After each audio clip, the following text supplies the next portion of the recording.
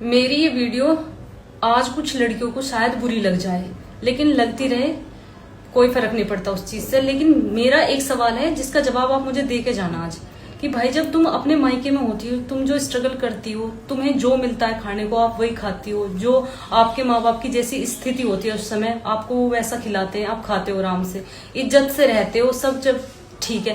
लेकिन जैसे ही तुम्हारी शादी होती है, तुम में कौन से सींग निकल आते हैं कि तुम्हें दूसरे के घर जाते ही ब्रांडेड कपड़े चाहिए, ब्रांडेड सूट चाहिए, तुम्हें एसी के बिना नींद नहीं आती, तुम्हें कूलर पंखे रास नहीं आते, फिर तुम वहां कलेश करती हो। भाई तुम दूसरे का घर बसाने गई हो या दूसरे का घर उजाड़ने गई हो, और अगर माँ बाप तुम्हारे उस चीज में फिर तुम्हारा सपोर्ट करने आ जाते हैं। भाई मैं भी एक लड़की हूँ और मैं अपने घर की बात आपको बता रही हूँ।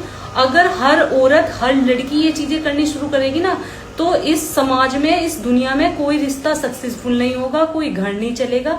अगर ऐसा होता ना तो आज यहाँ मैं होती ना आप होते। क्योंकि जब मेरी मम्मी की मेरे पापा से शादी हुई थी ना, मैंने अपने घर की स्थिति देखी है।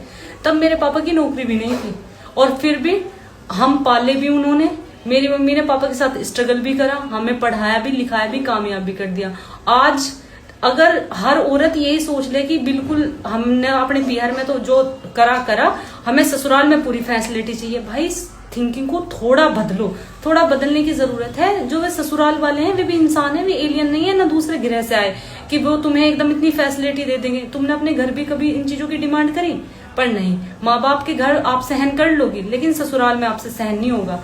और जो ये ज्यादातर महिलाएं, मोस्टली लड़कियां कर रही है ना, इनके चक्कर में जो दो चार बेचारी परेशान है ना, उनकी और नहीं सुनी जा रही है, सबको फिर एक राह हक्का जा रहा है। तो बहनों थोड़ा सा अपने माइंड को चेंज करो, इन चीजों से काम नहीं चलेगा। ससुराल में तुम्हें कितना टाइम बिताना है, मायके में तुम ज्यादा से ज्यादा 20 साल 25 साल रह सकती हो, बाकी की जिंदगी जो है ना ससुराल से ही कटनी है, ससुराल में ही रहोगे। आप उनके साथ ऐसा रवैया करती हो, और अगर बाय चांस दो चार बात सास बोल भी दे या ससुर बोल दे, तो फिर तुम 498 एक को लेकर खड़े हो जाते हो कि चलो जी हम तो दहेज का मुकदमा लिखवाएंगे इन पे।